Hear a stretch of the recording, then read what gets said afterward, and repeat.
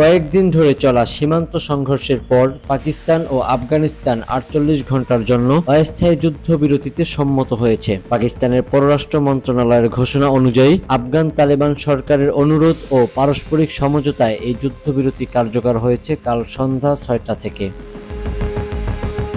এই সময়ের মধ্যে উভয় পক্ষই সমস্যার স্থায়ী সমাধানের জন্য গঠনমূলক সংলাপে অংশ নেবে। নিরাপত্তা সূত্রের বরাত দিয়ে জানা গেছে, পাকিস্তানের সেনাবাহিনী আফগানিস্তানের কান্দাহার প্রদেশে তালেবানের গুরুত্বপূর্ণ অবস্থানগুলোতে হামলা চালানোর পরই যুদ্ধবিরতির ঘোষণা আসে। একই সঙ্গে সেনাবাহিনী সীমান্ত রক্ষায় সম্পূর্ণ সক্ষম এবং যেকোনো বহিরাগত আগ্রাসনের জবাব দিতে প্রস্তুত রয়েছে। মেহেদী হাসান মুয়াজ্জ, দেশ সময়, নিউজ ডেস্ক।